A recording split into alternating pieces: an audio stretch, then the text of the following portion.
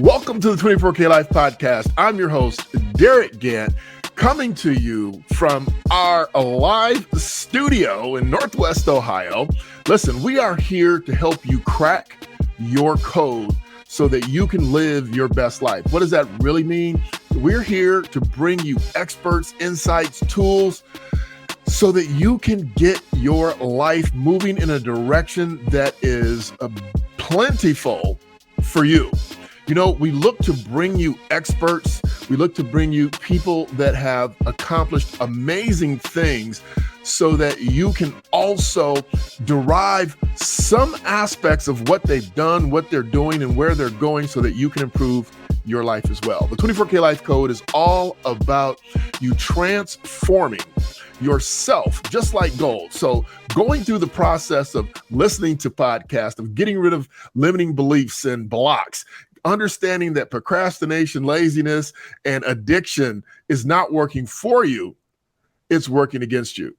So we're here with our most excellent recent expert, Jennifer Chapman. Jennifer has gone through some things that I think will really help you get some insights on life in general. And maybe you've experienced something similar, but she's a former sales executive with more than 16 years of experience. And she decided to pivot from being a corporate guru executive, corner office Excel, to being a solopreneur. She is working in a space where she's had to overcome multiple traumatic events and working with her own coach to find acceptance and embrace this new vision of who she is. That's a big, big change. We welcome Jennifer. Welcome, Jennifer. Hey, Derick. Thanks for having me. Hey, thanks for showing up and thanks for bringing your gifts to the world. So you have Just Commit Coaching. Yes. Yeah. Oh, we're getting it in there. There you go. We're trying to get it in the background. There you go. There it is. So tell us a little bit about Just Commit Coaching. Yeah. So I created Just Commit Coaching really in the summer of 2020 when we were all locked in our home. Oh. Yeah. I was still working. Now, I was going to say, were you working from home still or were you like out? Yeah, I was still working from home. And, you know, at the time, my job was a director of marketing. So I wasn't, of course, able to, you know, do a lot of that from my home, aside from, it was just so uncertain, right? The summer of 2020. And so I thought to myself, can I be a coach? Can I be somebody like my coach was for me when I was struggling a couple of years before that? Because she was such a game changer in my life. And so I knew I wanted to do something bigger than what I was doing and more fulfilling. And so I created Just Commit to help inspire and encourage others that they can get through what they're going through. Okay. So let's back up for a second. And you were going through some things, some traumatic things. Yes. And you are working, assuming you have a family. I do. I do. And so you're going through some things and you just said that you hired a life coach. Why a life coach? Why not a therapist? Yeah, great question. So in 2017, while in corporate sales, I suffered a pretty major stroke at 34. And so that's really, my life changed in all the ways. And the summer of 2017, I went through physical rehab and recovery and spent months doing that, and then went back to corporate sales thinking I wanted to go back to normal. And my company was so good to me, and I was so appreciative of the opportunity. But of course I was not fully healed. I was not fully recovered. I thought that I was a little bit. So how long was this recovery that you thought from the time you had the stroke? And was it a mini stroke? Was it a mild, or was it a big stroke, or what was it? It was pretty severe. I was in the hospital for a week and acute rehab for 10 days because I had to relearn how to swallow and walk and some of the pretty big, assistance with all the things. And then 3 to 4 months of outpatient therapy. So I was out of work. 3 to 4 months. Okay. So 4-5 months have passed. You go back to the game and you say, "Hey, I'm good," and you really believed you were good. then yes, being able to reflect back, no. Okay. But you had never experienced it before, so you didn't really know, I mean, you could compare to where you were, but you thought, hey, this is better than where I was in the hospital. This is where I was better than 3 months ago, 2 months ago, a month ago. So I'm good. And you go back to the game. They're being great to you. But are things showing up at work? Yes. Like my biggest example is, as I'm trying to work at a high level in corporate sales, going in and out of accounts every day, trying to sell and meet decision makers, I was very emotionally unstable. I would cry all the time. And, anytime anyone would call me to check in just to see how I was doing, emotions would come up. And I just didn't know why at the time. I didn't know that I was living with so much fear and anxiety of, am I going to have another stroke? That's what I was feeling. Did they tell you why you suffered the first stroke? It took them 18 months to figure out why I had my first stroke. So to be able to look back, it was like, well, of course I was scared of having another one because I didn't know why I had my first one. Exactly. Yeah. That's why I asked the question, because it's like, if they could tell you why, maybe you could go, oh, that was it. And so now I know, and I can do some things to not do that. Right. So it took lots of doctor's appointments, lots of testing, lots of scans. And it took a year and a half. And so for that year and a half, that's when I was really what I felt like mentally and emotionally unstable, and had tried therapy first, like you had mentioned earlier. Oh, so you did try therapy first? I did. Okay. I did. It was through a recommendation of one of my doctors to do so, because my neurologist was very good with me. And I remember going in for my 1-year follow-up appointment with her, and I was bawling in her office, which I think made her uncomfortable. And she was like, do you want to try drugs, basically? Or do you want me to prescribe you something? And I was thankful at the time that I said, I'm not ready for that yet. But I know I need something. I need some type of support. And so she referred me to a therapist first. And how long did you spend with the therapist? Not very long. I went, 3 or 4 times. I was already walking in emotionally drained. Right. And I would walk out emotionally drained. I just was like, I do not want to keep feeling this way. And I just don't know if I saw a way out while working with them. Not that there's not a place for a therapist, because there certainly is. Right. I just knew this wasn't working for me. And it was through a dear friend that said, why don't you try a life coach? And in 2018, even though that doesn't feel like that long ago, in 2018, life coaching isn't what it is today. And no, not at all. Yeah, I didn't know what that was, but I was open to it. Okay. Yeah. So you said at this point, you're like, well, I'll try anything. And you got referred to someone, or you went out and started looking for someone? I was referred to someone through a best friend whose mom had worked with a coach on a corporate level. She was like a leadership and executive coach. And, I was like, and my friend was like, I'll introduce you. I don't know if she's going to be the right fit for you, but have a conversation. And so I did, and said yes to her, and she was willing to say yes to me. And it was a match made in heaven, I will say. That is so awesome. And when you left your first session, did you feel better? Did you feel lighter, or did you feel the anxiety? I don't know if I felt lighter the first session. I did feel like I had made the right decision. Perfect. And that I knew while working with her that I was going to eventually feel lighter and find clarity and find the answers that I was looking for. So tell me, what do you think the biggest difference is between therapist and life coaching? And we're not putting anybody down. I'm not putting anybody, there's a place for both, as you've already indicated. But since you've experienced both, and I know you experienced one in a very short window, but what do you think, especially since you're a professional coach now, what do you think the big differences are for people that are saying, hey, I'm struggling and I need some help?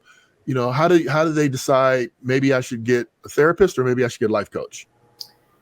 Yeah, always a great question. And with therapy, I think it depends how not only big your trauma has been that you've experienced in your life, how recent it is, how much have you already dealt with it. If you've had a big T trauma in your life and you and you have not explored how to even remotely heal from that yet, therapy is the way to go. Okay. In my opinion. I've been through a couple of big T traumas in my life. One as a kid, when I lost my mom at age 11 and then having a stroke. And I think that I was ready to know how to accept what I had been through and move forward with it. And that's what a coach does, is it meets you where you are and helps you move forward with it. Right. And that just made sense to me. That's where I feel like I was ready to do. I didn't need to dive back into my past so deeply. I felt like I was never going to come out of it. And with coaching, I will say you do have to go back to kind of your roots and where, uncover some things that maybe you haven't uncovered for a long time to know where are these patterns of behaviors coming from. But you don't stay there. Right. I get it. Yeah. So I got to ask you this question. I've asked a couple people in my private life because it just seems to be, you kind of alluded to it already, but in 2018, 19, I think I had heard of a life coach. I had a couple people in my professional circles that said, "Oh yeah, I got an appointment this morning with my life coach." I'm like, "Oh, okay, good luck with that." So you need help lifing. So but you didn't really know what it meant. But today, you can go on social media and everybody and their sister's mother's cousin is a life coach. And, so the question really becomes, how do you determine? So now you've determined that you need a coach versus a therapist. How do you find a great life coach? Or because everybody thinks that I shouldn't say that. I'm being facetious, but everybody doesn't think they're a life coach. But good Lord, some people put up a meme or two and think that, they can change your life and they can help you.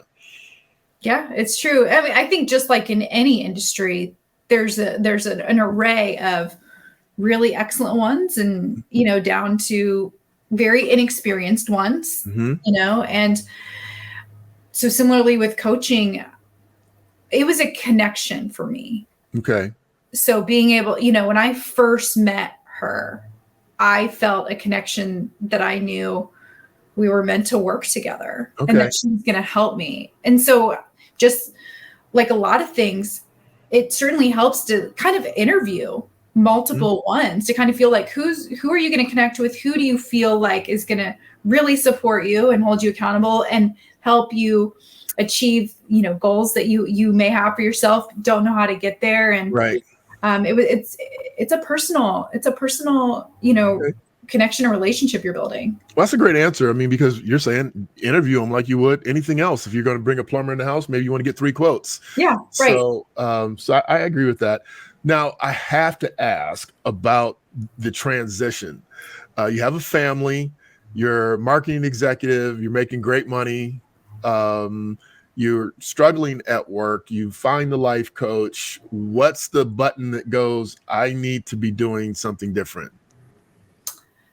Oh gosh. The corporate organization that I was working for when all of this happened and that I came back to after my stroke was Cintas. So, and I'm proud to say that I worked for a company like Cintas. They're a massive organization, and I just knew once I came back from that, or came back to that, it was like, I'm not fulfilled selling floor mats and restroom supplies and cleaning chemicals anymore. I'm meant to do more. I don't know what that is. So not only while working with my coach is when I left corporate and I went into home health in 2019, actually. You went into home health? Yes. Okay. Where we work with folks that once they are discharged from a hospital or rehab and need support while at home, we would support that on both the clinical side, so continued therapy, and the non-skilled side. So you joined an organization that does home health, or you started a home health care company? Went to one that was already established. So you joined a company. I did. Okay. And so that was summer of 2019. And so March of 2020, when, we were locked in our homes, is when I was able to at least have some time to explore, can I do this? Mhm. What does this look like? I have no idea, but I'm So, curious. but you skipped this, you skipped the button. So you're working for the home health company, and then you said 2019, you got a chance to breathe, relax, and say, can I do this? So you had already been thinking about being a life coach. No. Okay. So you're at home, you're chilling, you can woosah a little bit because it's not as active, and you start saying you start asking yourself some questions. What transpired to go, I think I want to be a life coach? I think when I was doing the home health thing, like it was fine, Mm-hmm. but something bigger than me was, telling me internally. It was really being able to do a little bit more self-reflection. And I got to say, when I was working with my life coach in 2018, all confidence and belief in myself had left my body. Really? Yeah. Because of the stroke or what? Yeah. Okay. Yeah. So that's really where she helped me find that again and tap back into that. Now, how much of that was, and I know you can't say exactly, but I'm just asking roundabout, how much of that was, you really weren't back yet, so you weren't really you yet, and how much of that was fear and uncertainty? You know what I mean? So, I mean, I'm familiar with someone who's had a stroke, and they're not processing. They didn't have as severe as you did, but they're not firing like they used to. They get tired quicker than they used to. They used to go nonstop, and all of a sudden, they go nonstop one day, and then they're out of commission for a day and a half because they just went too hard. So, how much of that is that just not being yourself yet? And how much of that was like the fear that you might not ever be yourself, or what was going on with that? Yeah, I think one of the aha moments that I had while working with my coach was that I was going through a grieving process of a part of me that was that was no longer there. I get that. I see that. I see how that could be. Yeah. And not only going through the grieving process of losing a version of yourself, finding a way to accept this new version of yourself and confidently being able to say, this is a new and improved version. Right. But when I'm sitting there crying to her in a coffee shop during our session for the first 4 months, I just wasn't there yet. And really had to not only have her support and to hold me accountable to the things that I needed to do for myself each and every day to kind of tap into her, her being me, and finding the why behind it. Derick, why did this happen? This happened for me for a reason. What is that? That is one of the most powerful questions you can ask after going through a traumatic event. Right. That's how you move forward. Wow. So you found out. So did the why have anything to do with what you found out 18 months later from the doctor, or was this a why as a spiritual purpose on earth why? The bigger why. The bigger why. Yes. Because once you know what that is, you're then able to embrace that, accept it, move forward with that with clarity and confidence. And my why is understanding and knowing. So like I said, I lost my mom when I was 11. Yeah. Not until did I do this work with my coach did I understand I was the same age she was when she passed. I didn't know she was 34 at the time. I just knew I was 11. So to be 34 and suffer a life-changing stroke, it was like, this happened for me and I made it for a reason. It's to honor her legacy and carry her with me. So really that was the first time to really explore a new relationship with my mom. Wow. Yeah. And that was the why. Yes. Wow. That's deep. Thank you. It is. It's very touching. I'm sorry. It's very touching. Thank you. It is. Wow. It's everything. It's everything to me. And so you figured out your why and you almost went like, oh, okay, so let's go. Yeah. Yeah, really. I mean, it has not only taken several months, and truthfully, it took going through the certification that I chose to go through to become a certified coach. Through that work, So I did that in 2021 at night. It was a year-long program while I was still working full-time.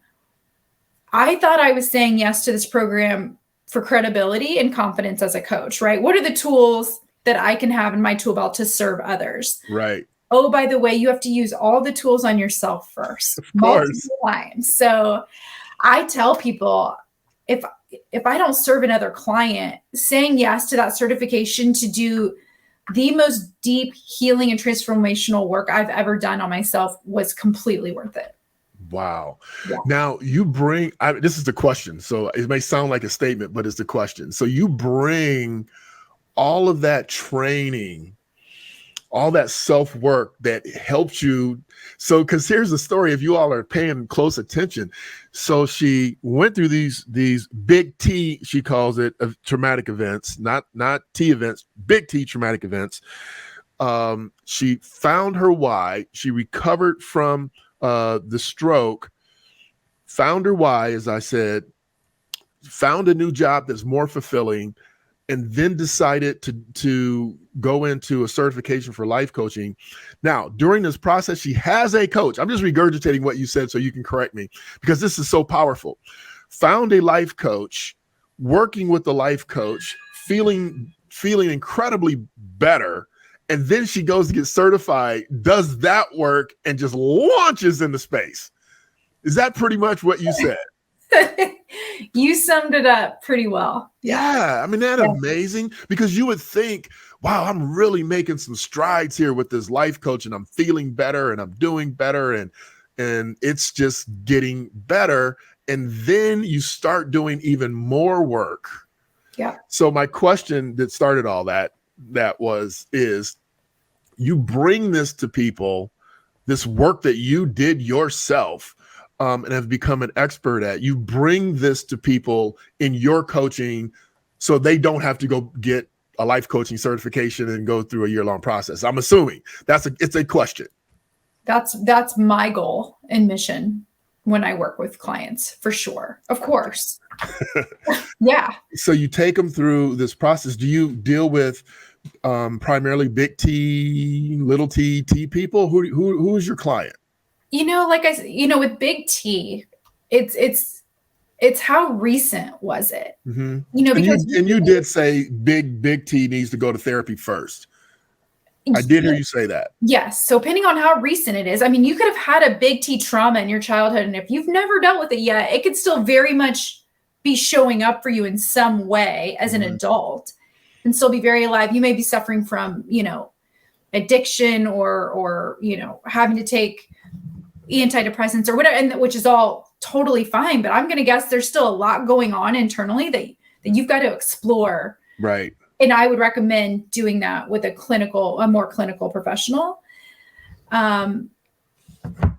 So with coaching, I wouldn't say I deal with people that have had recent big T trauma. Okay.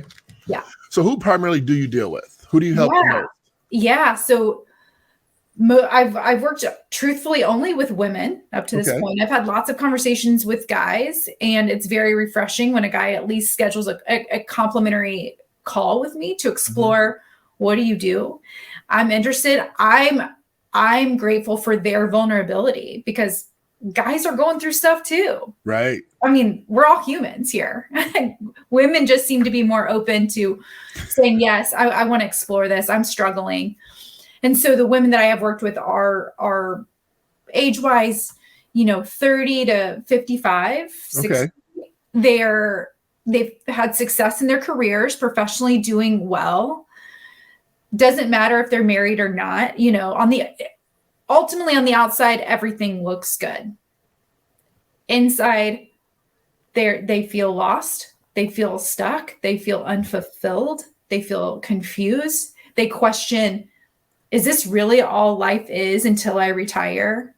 Like, this can't be it, but I'm scared to know what that next step is, but I'm willing to explore it. I shouldn't be thinking things like this in the middle of a serious conversation, but I'm thinking that's a hell of a commercial right there. Thank you. It sounded like one of those pharmaceutical deals where they pushing a pill. Do you feel, I'm like, and I'm sitting there nodding like, yeah, I know, because I deal with people financially. And I call it living in quiet desperation. I mean, Yes. outside it looks great, but inside everybody's in turmoil. Not everybody, but people are in turmoil and frustrated, Yes. feeling lost, like you said. So I have to ask about Just Commit, right? And of course, it's your initials. So how did Yes. you come up with Just Commit, and what does Just Commit mean to you? Yeah, so I get lots of compliments on my name, and I love it, and I'm proud of it. And the reason why is about 6 months after my stroke, I wanted to find a way to physically stay active, because before my stroke, I was a very active, fit, took, boot camp workouts 4 to 5 days a week. I mean, I'm a former athlete and like loved a good workout with sweating through my clothes. My body wasn't allowing me to do that type of workout anymore, where I had to find something. And so I found a Pilates studio where I live, and the studio's name is Just Breathe. Okay. And in each class, I would notice her saying to us, like, we're in a really uncomfortable position, right? We're holding a plank or something. And she's like, okay, hold one leg up. And she would say, just hold. We're just going to hold. Or like, we're in an uncomfortable position, and she'll, just lift, or we're just going to pulse. And she makes it sound like it's so simple. Right. And it's so hard every time. It's really hard exercises, but she makes it sound like this is all we're just going to hold. So we're just going to hold a plank for 3 minutes and it's going to be easy. No. And so when I did use my initials and Just Commit, I'm telling you, you're just going to commit to yourself. You're just going to commit to 3 months of work with me, or 6 months of work. It's so much more than that. Mm-hmm. It's a big ask. It's a big ask. But here's the thing, and you can answer this from your perspective, but from mine, if someone's never had a coach, they really don't know what to ask. They know it's a big ask, but they really don't know how big of an ask it really is. True. They've either never had a coach, or maybe they've had a not great experience with a coach. Well, then there's that. Yeah, and so for me, it kind of what's one of my core values, and what's the most important to me, and what I know to be true, even when I was in sales for 16 years, was that a strength of mine is to build trust with someone. It's that know, like, and trust factor, and to build upon the conversations we have and make them feel when someone has a call with me, I know I'm really good at making them feel like they're in a safe space to explore what's coming up for them, and to express whatever they want to express without judgment. Right. And that's important because everybody feels like they're being judged, right? I mean, everybody feels like somebody's looking at them. I mean, half the things that people do is because of what other people think. Yeah. So I agree with that. So Just Commit. It's not that hard. Just commit. And you're just committing to you. You don't have to commit to me. Just commit to you. Yeah. And we're going to get you where you need to be. Because the commitment to yourself is a commitment to you as a coach, right? Yes. Yeah, and it's like anything. What you put into it's what you get out of it. Mm-hmm. And I learned that in sales too. So I'm sure, as great of a coach as you are, you're not batting 1,000. So who's the person that can't make it through the process? I mean, what are they struggling with? They don't know how to get out of their own way. Mm-hmm. They're letting their limiting beliefs, fear, inner critic stand in their way, and they're letting that drive their car. Does that make sense? No, it makes perfect sense. I said it in the intro.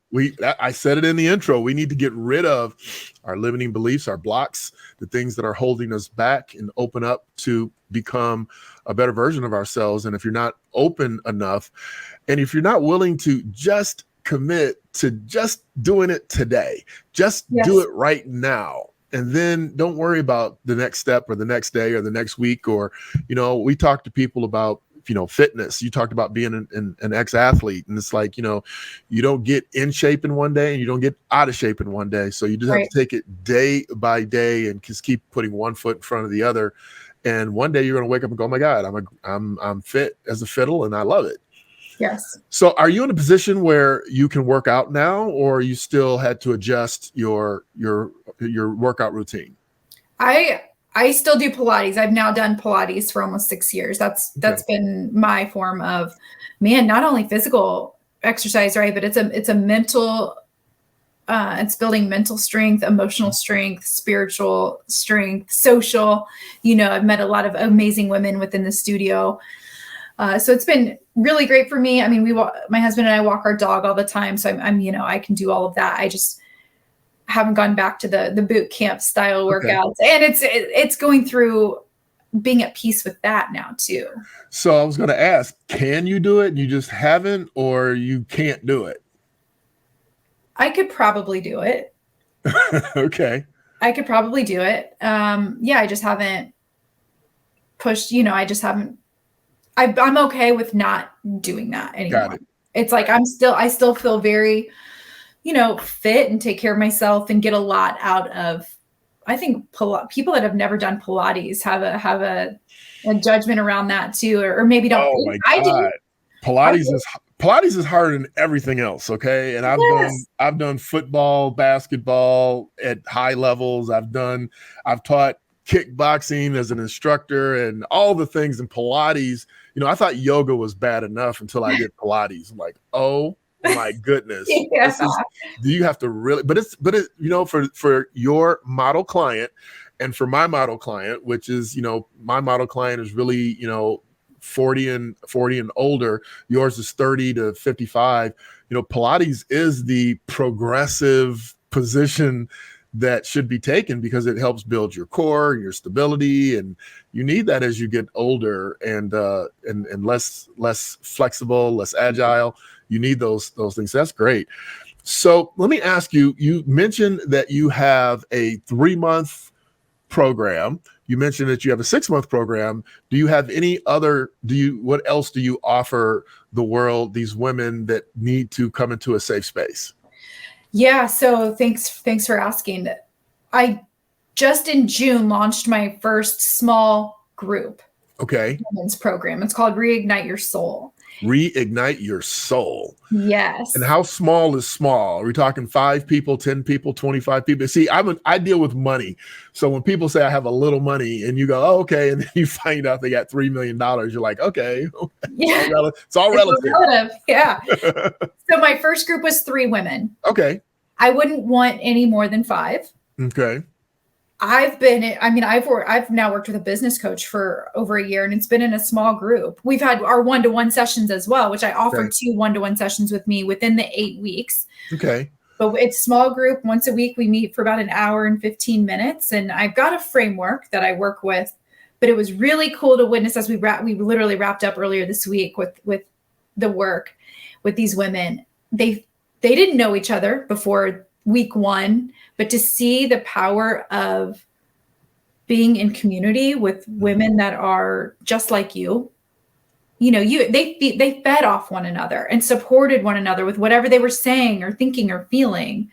It was just they realized I'm not alone in what I'm going through. Right. It was cool it's an introductory into coaching. If you've never had a coach before, this is a really great way to experience it for, it's a little bit of a lower cost, and also just being supported in a safe space, in a safe community throughout the 8 weeks. I like that. So it's an intro to coaching. So if you've never really had the full-blown experience, you can come into the 8-week program. Yes. And it's called Reignite Your Soul. Yes. And do you want to tell us how much it is to reignite your soul? Yeah. And I will tell you, the next one starts September 25th. Okay. And it's $1,597. Okay. Excellent. Well, I will make sure that we put this podcast out way before then. Thank you. So that if anybody wants to resonate, and if they don't catch it, then maybe they can prepare and they can inquire.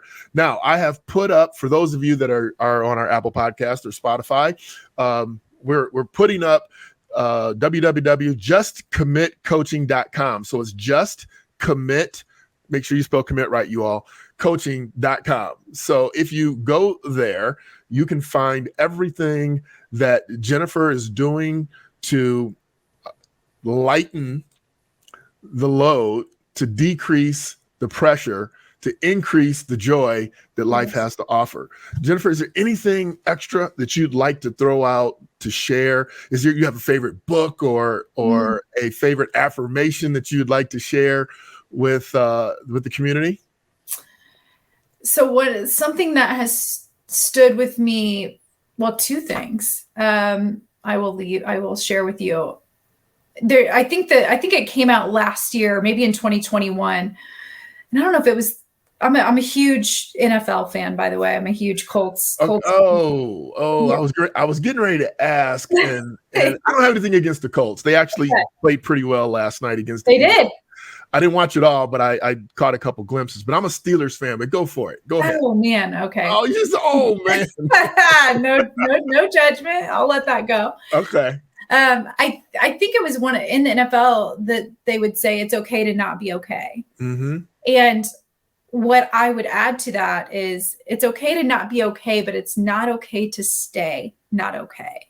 Yeah. So what are you going to do to take that first step? And everybody's got something and everybody needs somebody, and in 2018, I have the best friends and family a girl could ask for, and they didn't know what to do with me. I had to go outside of my circle at the time to this. Because you were the athlete, you're the marketing person, you're the trusted person, you're the go-to, you're her. And all of a sudden you're not. And they're like, we're like, oh, like, what do we don't, she's the one. Who do we go to help her now? We don't know. Great point. Yeah. So I just recommend, everybody needs somebody. And I will also, when you're deciding on finding that support, whether it's a coach or a therapist or church or whatever that is for you.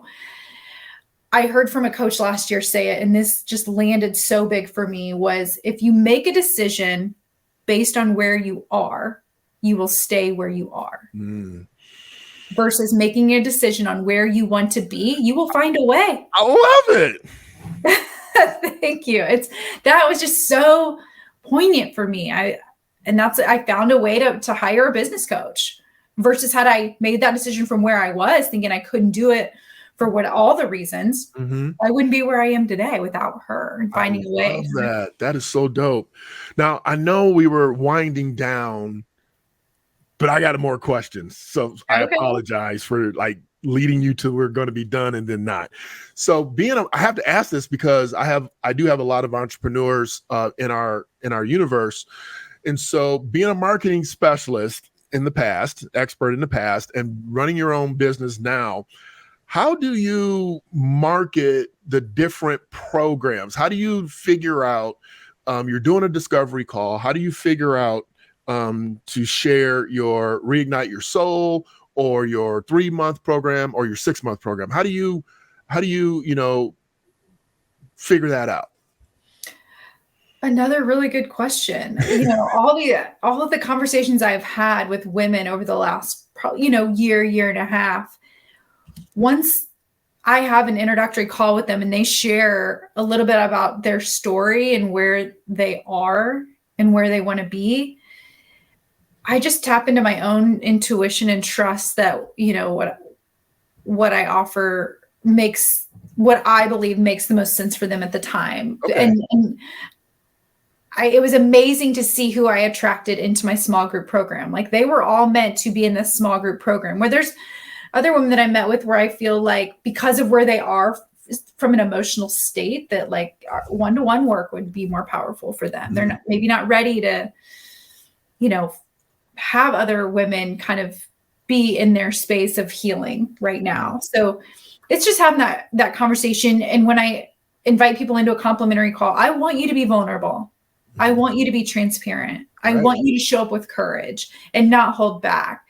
Because even after one call, I always ask every single time, how does that feel, just to let that out? Our body is not meant to store the years of all the experiences we've had, and our body stores everything. Right. So how do you it's really giving them permission to express emotions and let it out. And that's what my coach did for me. And I would add that is I would sit in every session and cry. And I would tell her, I don't want to be crying right now. I do not want to keep doing this. And she just gave me the permission to say, it's just your body's way of saying it's got to come up and out. That is stored stress that's meant to be released. Wow. I love it. Great coach. I love her. I don't know her, but I love her. She's amazing. You would totally love her. Yeah, she's amazing. I already do. So do you coach business also, or do you just coach individuals? Yeah, honestly, I do workshops for companies, but I've done mostly just locally here in the Indianapolis area and Oh, you're in Indianapolis. I should have asked. Of course I am. I should have asked. Yeah. Well, I'm gonna come introduce myself to you one day. I have some family in Indianapolis. So next time I come, I'll hit you up and make sure that we connect for coffee or something. Reach out. That'd be great. Yeah, no, for real. Seriously. Let's do it. All right. With that, let me take you out and close up shop, and you and I'll chop it up in a brief second. Okay. Okay. 2 big T's, 1 physical and mental, 1 heart. I mean, what an amazing achievement to overcome. And all I really have to say as we close this out is that, when you talk about being 24K, when you talk about going through the process of transformation, because being 24K, being pure gold is a transformation. You have to go through the process. You have to go through the heat. Now, listen, you can transform gold from 14 to 24K in a day. So you just have to commit. That's the first step. Just commit. People around you may not see that decision that you make. It may take some time for that decision to come to fruition. It's going to take some work, some consistency, some new habits, but just commit. And when you do that, what a gift you give yourself. I'm going to repeat the takeaway.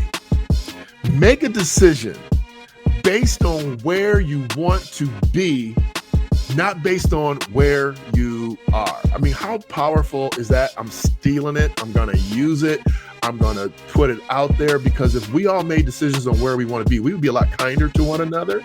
We would be a lot more loving to one another. We'd be a lot more giving to one another, including ourselves. I'm Derick Gant.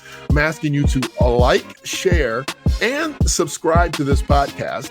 I'm also asking you to go to justcommitcoaching.com and check Jennifer out. She has definitely done the work to prove that she can help you get to the next step. Hey, be your best, bring your best, leave nothing to chance.